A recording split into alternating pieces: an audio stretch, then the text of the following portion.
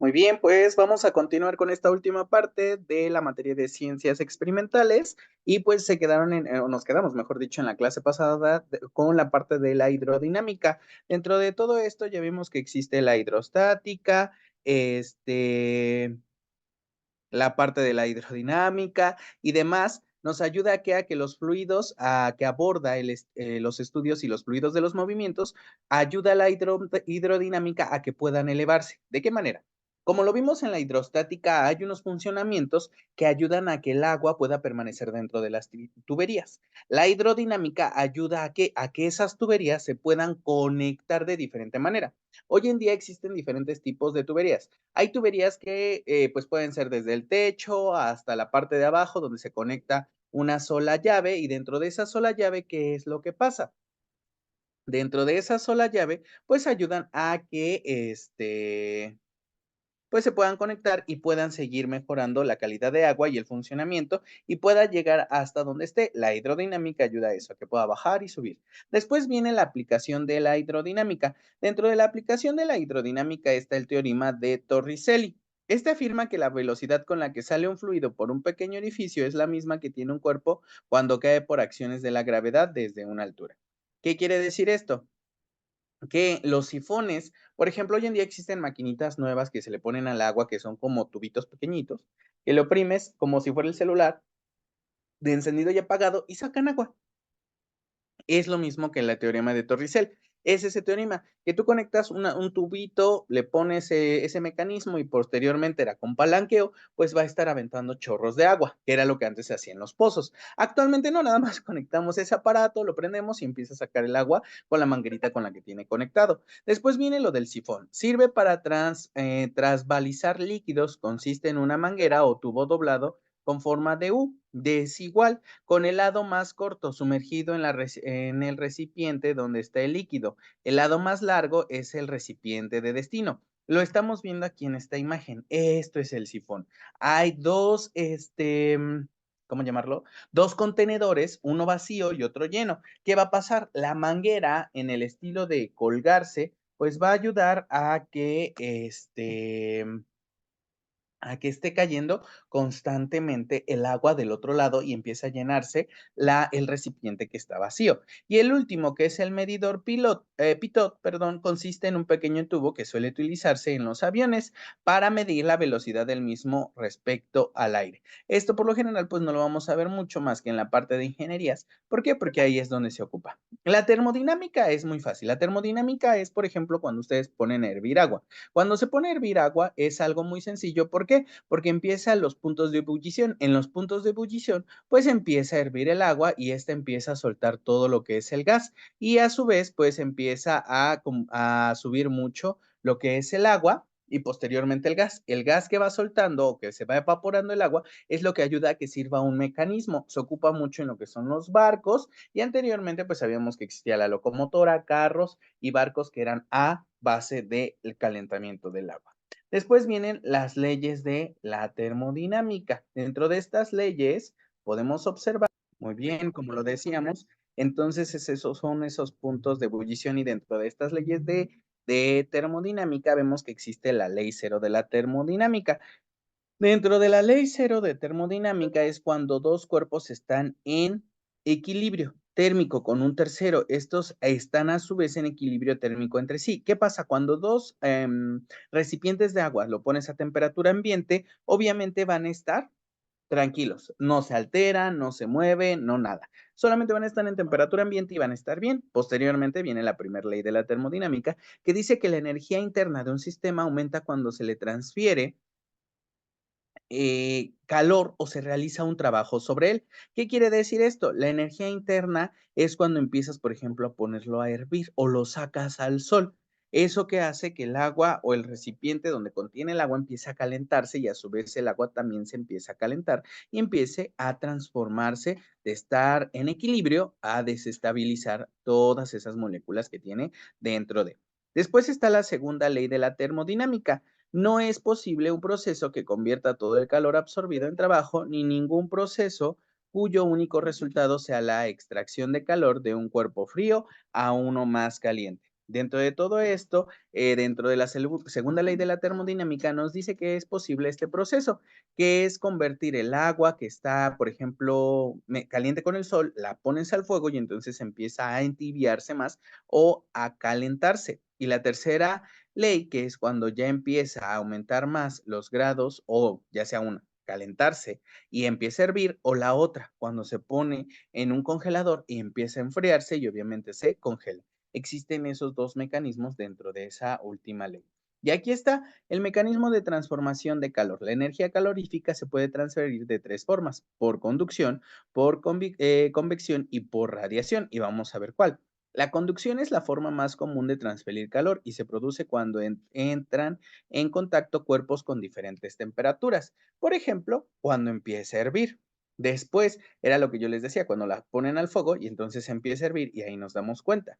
La convección se realiza mediante el movimiento de masa o flujo de algunos fluidos, por ejemplo, el agua hirviendo o el aire caliente que asciende en la atmósfera formando los huracanes. Eso de convicción no es parte de nosotros, sino es el calentamiento global que existe dentro de la Tierra y obviamente con tanto calor como lo estamos viendo actualmente, pues empieza a hervir el agua y provoca huracanes y provoca tornados y provoca sequías y todo eso es gracias a la convección que es parte de todo lo que está a nuestro alrededor. Y la radiación se realiza sin contacto ni movimiento de masa. La energía del Sol nos llega por radiación electromagnética y la radiación, como dice, es cuando entran los rayos UV que obviamente no nos llegan 100% a nuestra piel, pero sí parte de ellos. Y vamos a ver un videíto acerca de los mecanismos de transformación de calor, permítanme.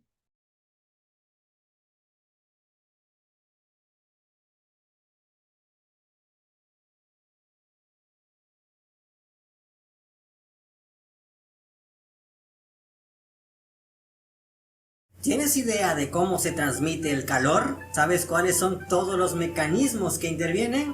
¿Acaso te equivocaste de canal? Quédate para averiguarlo.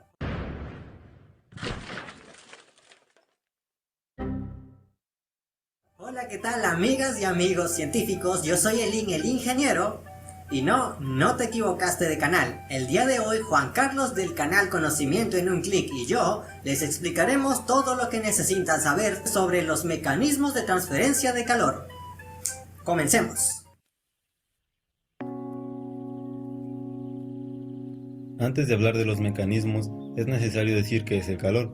Para ello se comienza con la idea de que los cuerpos no poseen calor, sino energía interna, la cual se produce por la vibración y movimiento de las moléculas. Cuando una parte de esta energía se transfiere de un sistema o cuerpo hacia otro que se halla a distinta temperatura, se habla de calor. El traspaso de calor se producirá hasta que los dos sistemas se sitúen a idéntica temperatura y se alcance el denominado equilibrio térmico. Básicamente y en resumen, el calor es la energía que se transmite de un cuerpo a otro o de un medio a otro, de la cual por cierto ya hablamos en este video de aquí. Esta transmisión de energía se lleva a cabo mediante 3 mecanismos principales. Conducción.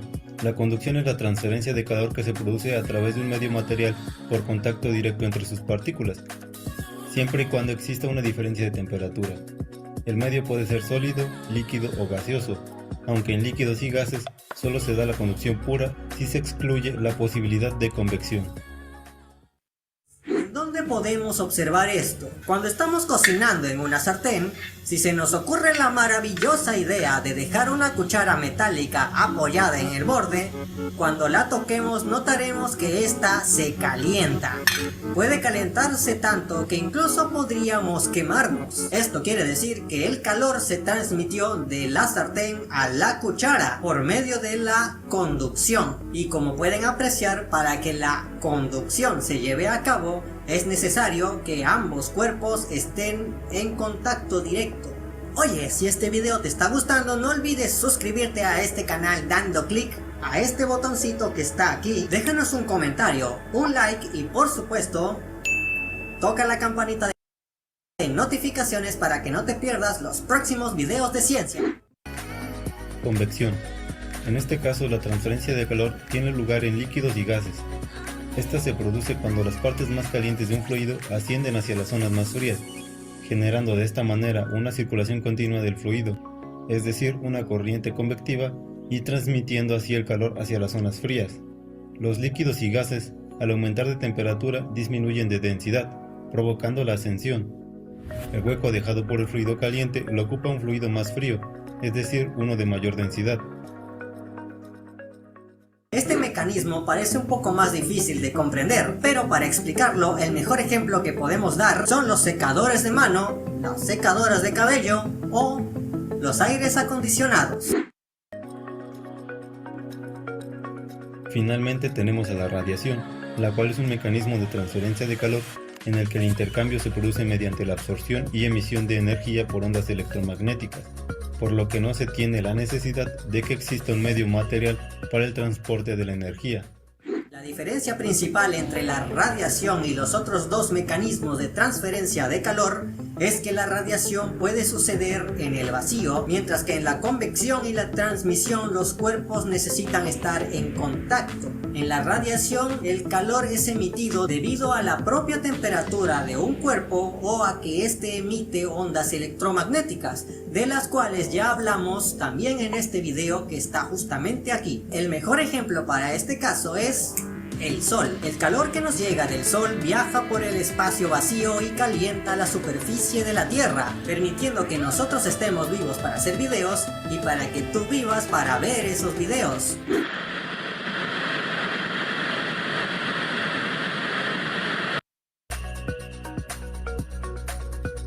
Hasta ahora, como hemos visto en el video, la transferencia de calor no se puede evitar, pero se puede actuar sobre la velocidad en que se produce. Todos los materiales son, en mayor o menor grado, conductores de calor. La forma de conocer sobre esta capacidad es mediante el coeficiente de conductividad. Los materiales cuyo coeficiente de conductividad es muy bajo se denominan aislantes. Al contrario de estos, los metales son muy buenos conductores de calor. Si te gustaría que hiciéramos videos sobre aislamientos térmicos, conductividad del calor o todo lo que continúa en el tema de mecanismos de transferencia de calor, déjanos un comentario y un rico y suculento like para saberlo. Suscríbete a nuestro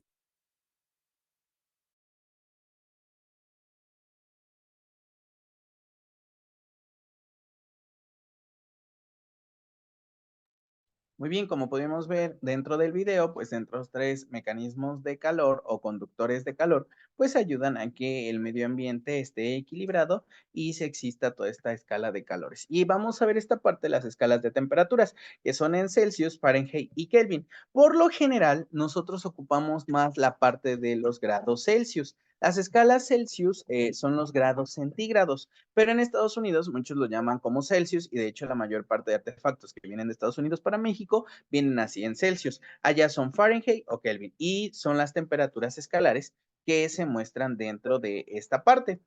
Lo importante de esto son las conversiones, que son de Kelvin a Celsius, de Fahrenheit a Kelvin, de Fahrenheit a Celsius, de Fahrenheit a Kelvin, de Celsius a Kelvin y de Celsius a Fahrenheit. Lo importante de todo esto es aprenderse las fórmulas. Lo único que se tiene que hacer es sustituir. Pero antes vamos a ver un video acerca de las escalas de temperatura y posteriormente ya empezamos con los ejercicios.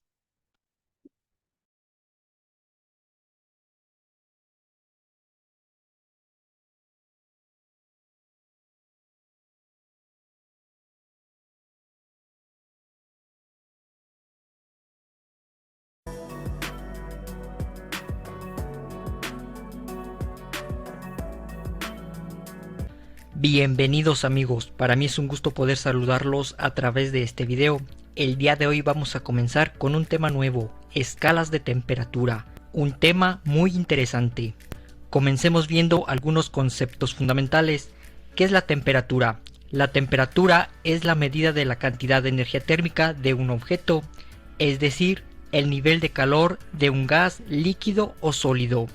Como ejemplos de temperatura tenemos la temperatura ambiente, es decir, la temperatura del clima. Otro ejemplo de temperatura es la temperatura corporal.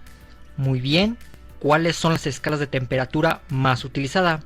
En este caso tenemos 4 escalas de temperatura que nosotros vamos a describir y a utilizar. Tenemos la escala de temperatura Celsius, la escala de temperatura Fahrenheit, la escala de temperatura Kelvin y la escala de temperatura Rankine. ¿Cómo podemos distinguir cada una de estas escalas de temperatura cuando trabajamos con una de ellas? Comencemos con la escala de temperatura Celsius. Esta se representa mediante esta manera. Primero colocamos este símbolo, el símbolo de grados, y después colocamos la letra C en mayúscula. De esta manera sabemos que estamos trabajando con la escala de temperatura Celsius. Ahora, ¿cómo se representa la escala de temperatura Fahrenheit? Esta se representa mediante esta manera. Nuevamente colocamos este símbolo de grados y colocamos la letra F en mayúsculas. De esta manera sabemos que estamos trabajando con la escala de temperatura Fahrenheit, es decir, grados Fahrenheit. Ahora veamos la escala de temperatura Kelvin. Esta se representa solamente con la letra K en mayúsculas. De esta manera nos damos cuenta que estamos trabajando con esta escala. Ahora la última escala de temperatura, la escala Rankine. Esta se representa solamente con la letra R en mayúsculas. De esta manera sabemos que estamos trabajando con esta escala de temperatura. Muy bien, ahora veamos un ejemplo de cómo se relacionan las escalas de temperatura más utilizadas, la escala de temperatura Celsius y la escala de temperatura Fahrenheit. Estas dos escalas de temperatura se caracterizan por tener dos puntos de referencia. Veamos cada una de ellas. Comencemos con los dos puntos de referencia de la escala de temperatura Celsius. El primer punto de referencia es el punto de congelación del agua o punto de fusión. En la escala de temperatura Celsius se da a los 0 grados Celsius o también llamado centígrados. Tenemos el otro punto de referencia en la escala de temperatura Celsius y este es el punto de ebullición del agua, es decir, cuando comienza a hervir el agua, y este se da a los 100 grados Celsius. Ahora veamos cómo se comporta la escala de temperatura Fahrenheit, nuevamente con el punto de congelación y el punto de ebullición del agua. Comencemos con el punto de fusión o congelación del agua. En la escala de temperatura Fahrenheit, este se da a los 32 grados Fahrenheit, y el punto de ebullición o donde comienza a hervir el agua en la escala de temperatura Fahrenheit se da a los 212 grados Fahrenheit. De esta manera se relacionan las escalas de temperatura más utilizadas, la escala Celsius y la escala Fahrenheit. Además, aquí también tenemos que tener algo muy en cuenta. En la escala de temperatura Celsius, entre el punto de fusión o congelación del agua y el punto de ebullición o donde comienza a hervir el agua, hay 100 divisiones que separan estos dos puntos. Y en la escala de temperatura Fahrenheit tenemos 180 divisiones que separan el punto de congelación y el punto de ebullición del agua. Bien, además tenemos otras dos escalas de temperatura, la escala de temperatura Kelvin y la escala de temperatura Rankine. La escala de temperatura Kelvin se utiliza principalmente en el sistema internacional y la escala de temperatura Rankine se utiliza principalmente en el sistema inglés. ¿Cómo se relacionan estas dos escalas de temperatura? Pues bien, estas dos escalas de temperatura fueron pensadas principalmente para utilizarse en la ciencia y medir la temperatura termodinámica. De esta manera se relacionan estas dos escalas de temperatura, Kelvin y Rankine.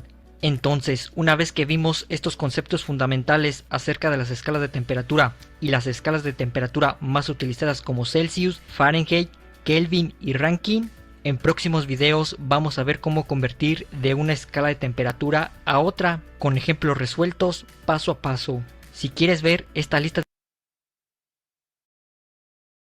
Muy bien, y ahora vamos a ver la parte de los ejercicios para pasar, como dice ahí, de Celsius a Kelvin, de Kelvin a Celsius, de Fahrenheit a Celsius y demás. Permítanme.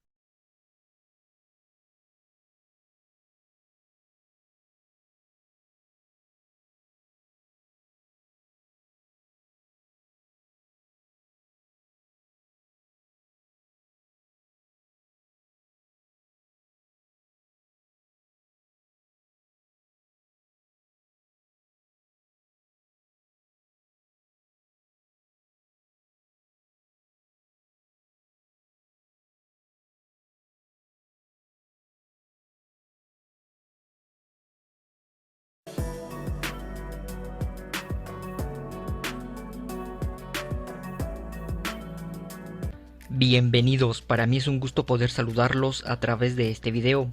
El día de hoy vamos a ver cómo convertir de grados Celsius a grados Fahrenheit. Bien, aquí en la parte de arriba te va a aparecer una tarjeta de recomendaciones para que puedas ver todos los videos de conversión de escalas de temperatura. También en la descripción del video te voy a dejar un link para que puedas ver todos y cada uno de los videos de este tipo de conversiones. Ahora sí, veamos cómo convertir de grados Celsius a grados Fahrenheit. Para esto necesitamos algo fundamental. ¿Cuál es la fórmula para convertir de grados Celsius a grado Fahrenheit? Muy bien, la fórmula es esta. Tenemos que grados Fahrenheit es igual a multiplicar 1.8 por los grados Celsius y a este resultado le vamos a sumar 32. Teniendo esta fórmula, ahora sí podemos ver ejemplos de cómo convertir de grados Celsius a grados Fahrenheit.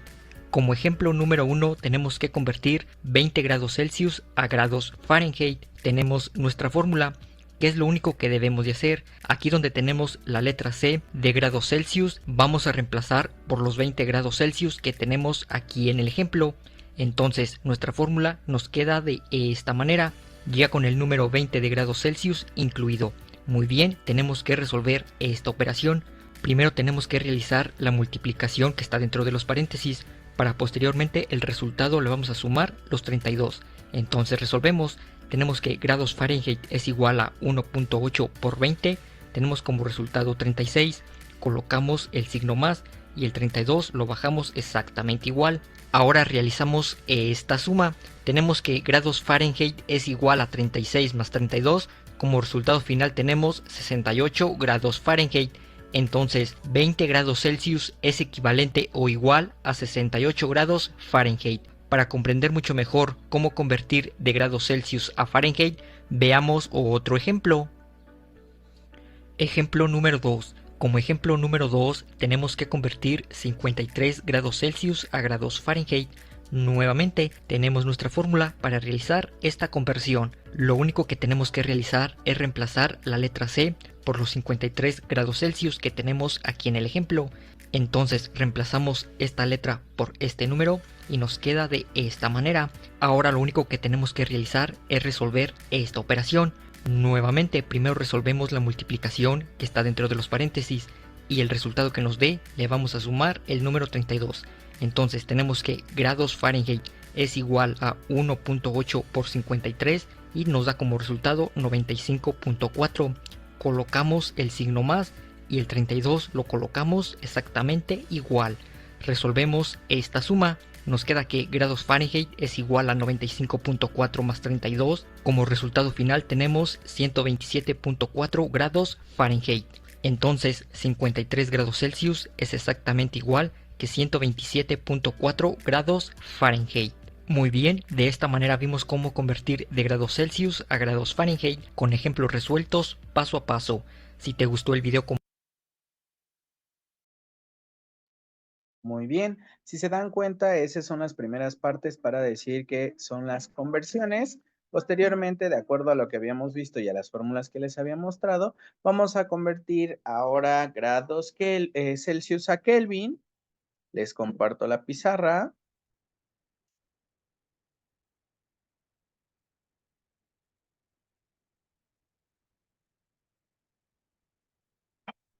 Muy bien, está cargando. Si se dan cuenta, dentro de esta pizarra dice la fórmula Kelvin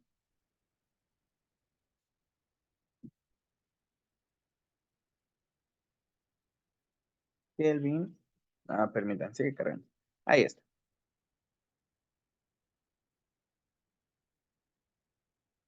Kelvin, que se maneja con una K, es igual a Celsius, que es con una letra C, más 273.15. Entonces, esa es la fórmula. ¿Qué es lo que tenemos que esperar? Uno, que nos den cuánto mide Celsius. Si nos dice que Celsius mide 25 o 286 Celsius a Kelvin, pues entonces nosotros ocupamos nuestra fórmula y la ponemos aquí. Kelvin es igual a 286 más, ¿cuánto dijimos que valía? Muy bien. Vale 200, ¿qué? 73.15. 273.15. Y sumamos. Permítanme, déjenme vamos grande. Y ahora sumamos y ponemos Kelvin, permítame, Kelvin es igual a, sumamos 286 más 273.15 y es igual a 559.15. Y ahí está, estamos convirtiendo de grados Celsius a grados Kelvin. Muy bien, vamos a hacer otra, si gustan, en la parte de Fahrenheit a Kelvin. Si nos dicen que nos dan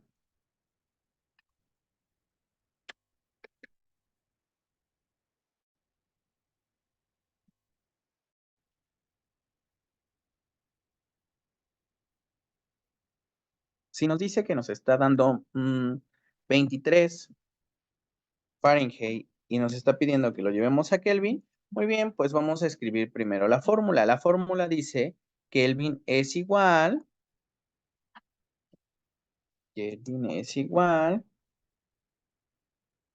a 5 por Fahrenheit, se abre paréntesis, por Fahrenheit, más 32, se cierra paréntesis. Ah, no, era menos, perdón. Aquí era menos, en lugar de más. Menos 32 más 273.15 más 273.15 y también nos está diciendo que se tiene que dividir entre, ponemos la línea, entre 9 y ponemos el 9 abajito. Y ya. Entonces primero vamos a ir sustituyendo. Nos está diciendo que los Kelvin los tenemos que, ponemos Kelvin es igual a 5 por, ¿cuánto vale Fahrenheit? 23 menos 32. Hacemos esa primera parte. 23 menos 32 es igual a menos 9. Y entonces lo ponemos aquí, abajo. Kelvin es igual a 5 por menos 9. Y ahora sí, 5 por menos 9 es igual a menos 45. Lo ponemos. Kelvin es igual a menos 45 entre, ponemos el 9, y ahora sí, eso entre 9 es igual a menos 5. Kelvin es igual, Kelvin es igual a menos 5 más los 273.15. Y ahora sí, a eso le sumamos 273.15 y nuestro resultado son, Kelvin es igual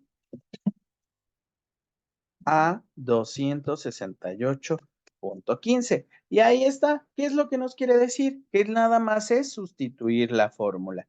Les proyecto nuevamente. Estas son las fórmulas que se tienen que estar sustituyendo. Y bueno, esta es la actividad que se tiene que resolver, que resuelve el cuestionario llamado dinámica hidráulica y termodinámica. Y el último realiza un cuadro comparativo donde se puedan percibir las diferencias entre la hidrodinámica versus la hidrostática. Resuelve los siguientes desafíos. Realiza una maqueta, realiza 2 ejemplos del mecanismo de transformación y realiza los ejercicios establecidos por tu profesor. Esos ejercicios fueron como los que yo puse de ejemplo, que van a estar dentro de la plataforma y ustedes pueden realizar. Muchas gracias.